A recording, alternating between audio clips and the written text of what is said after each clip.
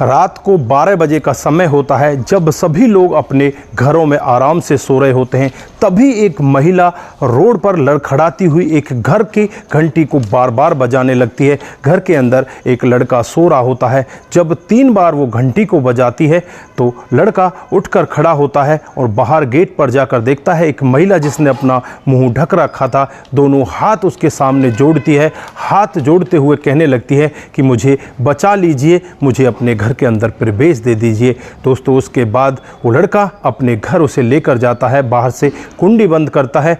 जब अंदर बल्ब जलाकर देखता है तो वो महिला कोई और नहीं होती, उसकी तलाकशुदा पत्नी होती है, जिससे 5 साल पहले उसका तलाक हो चुका था। दोस्तों, ऐसा उसके साथ में क्या हुआ था जो रात को 12 बजे दुल्हन के जोड़े में उसे भागकर अपने पुराने पति के पास आना पड़ा, जिसके साथ उसका तलाक हो चुका था। दोस्तों, अगर आप भी पूरी घटना के बारे में जानना चाहते हैं तो वीडियो को ज़रा सा भी स्किप ना करें, लास्ट तक वीडियो को ज़रूर देखें। दोस्तों, आगे बढ़ने से पहले हमारी वही रिक्वेस्ट कि जो हमारे चैनल के साथ नए हैं, कृपया करके चैनल को फॉलो कर लें, बेल आइकन को ज़रूर प्रेस करें। नमस्कार, जय हिंद। आप देख रहे हैं APH न्यूज़ राहुल रावत के साथ। तो दोस्तों, आज की जो हकीकत की घटना आपको बताने जा रहा हूं, राजस्थान के एक गांव की हकीकत की घटना है। यहां पर पप्पू नाम का एक लड़का, जिसकी उम्र लगभग 20 साल होती है, उसके घर में उसकी माँ होती है। अब माँ उसके लिए एक लड़की देखने लगती है कि अब इसकी शादी कर दी जाए। पड़ोस के ही गाँव में एक लड़की देख ली जाती है जिसका नाम सीमा होता है। सीमा भी देखने में बहुत ज़्यादा सुंदर होती है। दोस्तों, सीमा और पप्पू की बड़े आराम से शादी हो जाती है और शादी होने के बाद सीमा अपनी ससुराल में पहुंच जाती है। लेकिन जो सीमा का रवैया होता है वो अलग ही टाइप का होता है। सीमा ज़्यादातर अपनी माँ से और अपने मामा से फ़ोन किया करती। सीमा के भी पापा नहीं होते, कुछ दिन पहले ही वो भी एक्सपायर हो जाते हैं। अब उनके घर में उनके मामा की चलती है और माँ की चलती है। इसकी 2 बहनें और भी होती हैं, वो छोटी होती हैं। दोस्तों, धीरे धीरे समय बीतने लगता है। जो पप्पू होता है वो नौकरी करने के लिए बाहर जाया करता है। वो नौकरी पर जाता और शाम को अपने घर आया करता। जो यहाँ पर पप्पू होता है उसके घर में उसकी माँ होती है और उसकी एक छोटी बहन होती है। वो आराम से कामकाज किया करती। जो यहाँ पर इसकी पत्नी होती है सीमा, वो बार बार फ़ोन पर ही लगी रहती, ज़्यादातर फ़ोन पर लगी रहती। वो कामकाज की तरफ बिल्कुल भी ध्यान नहीं देती। माँ भी उससे ज़्यादा कुछ नहीं कहती। वो सोचती कि अभी ये बच्ची है, नई नई इसकी शादी हुई है, थोड़े दिन में समझ जाएगी और कामकाज को करने लगेगी। लेकिन सीमा ऐसा नहीं करना चाहती थी। वो तो यही चाहती थी कि ये सास और जो मेरी ननद है यही काम करती रहे, तू आराम से मौज मस्ती करती रहे, इसी तरह से फ़ोन पर बातें करती रहे। दोस्तों, धीरे धीरे समय बीतता है और एक दिन का वाक़या होता है। जब यहाँ पर पप्पू अपनी ड्यूटी पर जाने लगता है तो देखता है कि उसकी माँ को तो बुखार है और जो उसकी बहन है वो अपने मामा के घर चली गई है। माँ और उसकी पत्नी सीमा घर पर होती हैं। अब माँ ने आज खाना नहीं बनाया तो उसकी पत्नी ने भी खाना नहीं बनाया। पप्पू अपनी पत्नी सीमा से कहने लगता है कि क्या आज खाना नहीं बनेगा? तो वो कहती है कि नहीं नहीं, अभी तो बना नहीं है, मैं थोड़ी देर में बना देती हूँ। लेकिन पप्पू कहता है कि मुझे तो ड्यूटी के लिए अमार हो रही है, उसके लिए मुझे देर हो रही है, मुझे जल्दी जाना है। तो फिर वहाँ से वो बिना खाना लिए निकल जाता है और अपनी ड्यूटी पर पहुँच जाता है।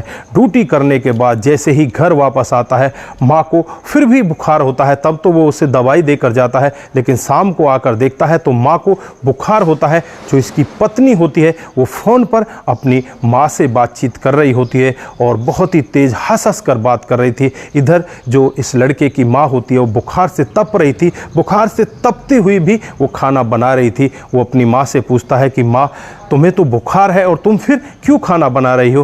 तो वो कहती है कि बेटा, तू सुबह भी भूखा चला गया था, अगर अब भी तू भूखा रहेगा तो कैसे काम चलेगा? तेरी पत्नी को तो कुछ ऐसा है नहीं कि वो खाना बना ले, वो तो दिन भर फ़ोन में लगी रहती है। वो अपनी पत्नी से कहता है कि सीमा, तुम्हारी समझ में नहीं बैठता, मैंने तुम्हें बार बार समझाया कि पहले घर का काम किया करो। हम ये मना नहीं करते कि तुम फ़ोन मत किया करो, फ़ोन कर लिया करो, लेकिन पहले घर का काम कर लिया करो। तो यहाँ पर सीमा कहती है कि मैं घर का का काम क्यों करूं, तुम्हारी माँ है ना घर का काम करने के लिए, वही सारा काम करती है और वही ये दिखाती है कि मैं सारा काम करती हूँ, मैं कुछ भी नहीं करती। यहाँ पर जो उसका पति होता है वो कुछ भी नहीं कह पाता, चुपचाप रहता है। फिर उससे यही कहता है कि सीमा, ये रवैया तुम्हारे लिए ठीक नहीं है। सीमा तुरंत ही अपनी माँ के पास दोबारा फ़ोन करती है और कहती है कि माँ, मैं तुम्हारे पास आना चाहती हूँ। थोड़ी देर बाद ही उसके मामा का फ़ोन आ जाता है। मामा भी कहता है कि बेटा तू हमारे साथ आ जा, मैं तुझे लेने के लिए आ रहा हूँ। फिर खुद मामा वहाँ पर अपनी भांजी को लेने के लिए आ जाता है और रात को ही उसे अपने साथ घर ले जाता है। यहाँ पर जो पप्पू होता है वो उनसे कहता है कि ऐसा मत करो, हमारे घर को मत बिगाड़ो।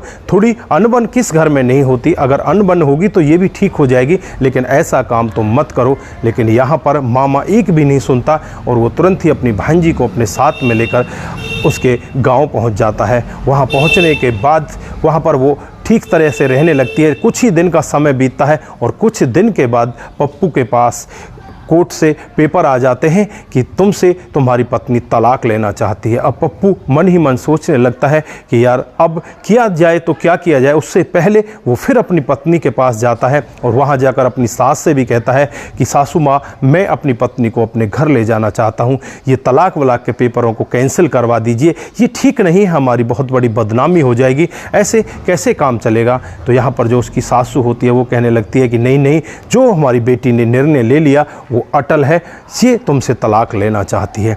दोस्तों उसके बाद वो बेटा मन मार कर अपने घर आ जाता है, अपनी माँ को पूरा वाक्य बताता है तो माँ की आंखों में भी आंसू होते हैं। माँ कहने लगती है कि बेटा पता नहीं तेरे भाग्य में लिखा ही क्या है, पता नहीं ये हमारे घर में बहू कैसी आई है, हम तो इसको इतनी अच्छी तरह से रखते लेकिन फिर भी ये यहाँ पर नहीं रहना चाहती, अब इसकी जो मर्जी है वो ये कर ले। दोस्तों 2 साल के बाद इनका कोर्ट में निर्णय हो जाता है और लड़के को यहाँ पर 10 लाख रुपए देने होते हैं, जो दान दहेज का सामान उन्होंने लिया होता है। अब 10 लाख रुपए का इंतजाम करके लड़का उस परिवार को दे देता है जो इसका ससुराल पक्ष होता है। दोस्तों ससुराल पक्ष 10 लाख रुपए लेकर बड़ा खुश होता है और जो मामा होता है वो इन 10 लाख रुपयों को अपने पास ले लेता है। अब मामा इन पैसों को अपने पास लेने के बाद उन्हें खर्च करता रहता है। धीरे धीरे कुछ दिन में मामा उन सारे पैसों को खर्च कर देता है। अब यहाँ पर जो इसकी बहन होती है वो कहने लगती है कि हमारी बेटी सीमा के बारे में सोचो, इसके लिए कोई लड़का देखो।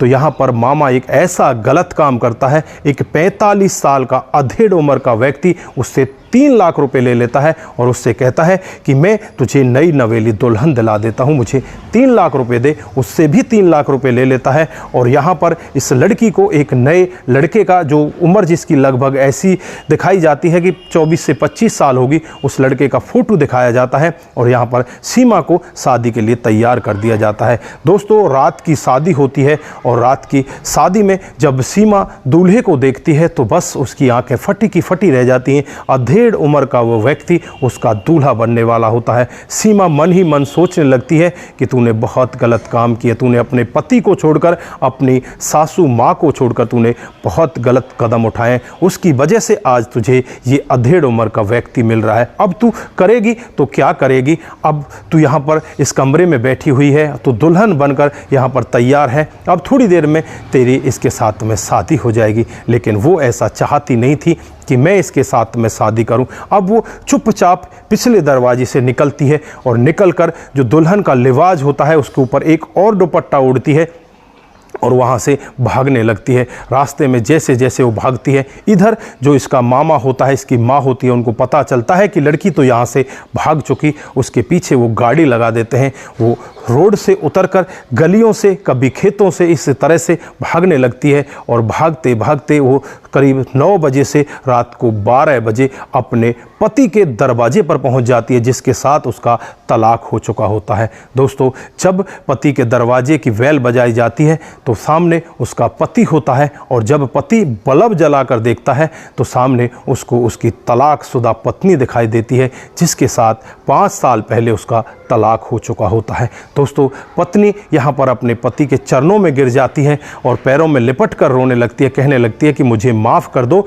मुझसे बहुत बड़ी गलती हो गई, तुम्हारे साथ में, तुम्हारे परिवार के साथ में बहुत गलत किया है, इसी वजह से आज मेरे साथ में भी बहुत गलत हो रहा है। दोस्तों यहाँ पर ये लड़का जिसका नाम पप्पू होता है बहुत ही सीधा होता है, तभी दूसरे कमरे में उसकी माँ सो रही होती है, उसे जगाता है, माँ से कहने लगता है कि माँ तुम्हारी बहू तुम्हारे घर पर आई है। दोस्तों माँ जो उसके अंदर गिला शिकवा होते हैं उन सबको भुला देती है और ये जो बहू होती है वो माँ के चरणों में लिपट जाती है और लिपट कर रोते हुए कहने लगती है कि माँ मुझसे बहुत बड़ी गलती हो गई, मैंने आपको समझा नहीं, आप तो देवी जैसी हो, लेकिन मैंने आपके साथ में बहुत गलत किया, मुझे माफ़ कर दो माँ, मुझे अपना लो। माँ भी थोड़ी देर में ही मान जाती है और कहती है कि बेटी अगर सुबह का भूला शाम को वापस आ जाए तो उसे भूला नहीं कहते। हालांकि ये सुबह का भूला नहीं था, इसे तो 5 साल हो चुके थे, लेकिन 5 साल के बाद भी ये माँ उसे अपना लेती है। अभी तक इस बेटे की भी किसी दूसरी जगह शादी नहीं हुई थी। दोस्तों उसके बाद ये दोनों के दोनों इसे अपना लेते हैं और रात में ही इसे खाना पीना खिलाते हैं और खाना पीना ये खुद बनाती है, खुद कहती है कि माँ आज मैं खुद खाना बनाऊंगी और आज के बाद आपको कुछ भी करने की ज़रूरत नहीं है। दोस्तों जैसे ही अगली सुबह होती है इसका मामा 5-4 लोगों को लेकर वहाँ पर पहुँच जाता है। इस लड़की की माँ भी वहाँ पर पहुँचती है और उनको पता लग जाता है कि वो लड़की तो यहाँ पर पहुँच चुकी है। दोस्तों दरवाजे को बजाते हैं और दरवाजे को पीटते हुए ये कहते हैं कि जल्दी से दरवाजे को खोलो, हम पुलिस को लेकर आए हैं। दोस्तों पुलिस की एक जिप्सी भी वहाँ पर होती है और जब मामा को लड़की देखती है तो कहने लगती है कि आप कौन हो, मैं तो आपको जानती तक नहीं। दोस्तों पुलिस वाले उस लड़की की तरफ देखने लगते हैं और कहने लगते हैं कि क्या आप इनको नहीं जानती? तो वो कहती है कि मैं इनको नहीं जानती। जो उसकी माँ होती है वो कहती है कि बेटी मुझे तो जानती हो, मैं तो तुम्हारी माँ हूँ। बेटी कहती है कि नहीं नहीं, तुम मेरी माँ नहीं हो, तुम तो मेरे लिए बहुत बड़ा अभिशाप हो, तुमने तो मेरे घर को बिगाड़ दिया और आज अधेड़ उम्र के उस व्यक्ति के साथ तुम मेरी शादी कराना चाहती हो, तुम मेरी माँ नहीं हो सकती। दोस्तों उसके बाद धक्के मारकर उन लोगों को वहाँ से भगा दिया जाता है और वो लड़की उनसे कहती है कि आज के बाद मेरा तुम्हारे साथ कोई भी रिश्ता नहीं है। दोस्तों उसके बाद सीमा अपने पति पप्पू के साथ, अपनी सास के साथ, अपनी ननद के साथ बड़े आराम से रहने लगती है और फिर वो उस दिन से ऐसी हो जाती है, हर काम को खुद करती, अपनी सास को कुछ भी नहीं करने देती, अपनी सास को बिठा कर रखती। दोस्तों सास भी बहुत ज़्यादा खुश होती है। यहाँ पर जो इस बहू की समझ इतनी लेट आई, अगर ये पहले आ जाती तो शायद ये घर नहीं बिगड़ता। 5 साल बाद अगर इनकी समझ आई तो यहाँ पर भी बहुत ही अच्छा हुआ। दोस्तों अब इनका घर बड़े अच्छे से बस गया। दोस्तों ये कहानी उन लोगों को ज़रूर सुननी चाहिए जो लोग तलाक की कगार पर बैठे हुए हैं और इस तरह से अपने घर को बिगाड़ लेते हैं। दोस्तों कभी भी छोटी मोटी बातों को लेकर इस तरह से नहीं उछालना चाहिए। हर मिनट में अपनी माँ के पास नहीं फ़ोन करना चाहिए। छोटी छोटी बातों को लेकर अगर इस तरह से लड़कियाँ अपनी माँ को बताती रहेंगी तो उनका घर ज़्यादातर बिगड़ जाया करता है। तो दोस्तों इस बात का विशेष ध्यान रखें और ज़्यादा से ज़्यादा लोगों के साथ इस कहानी को नमस्कार, जय हिंद, जय भारत।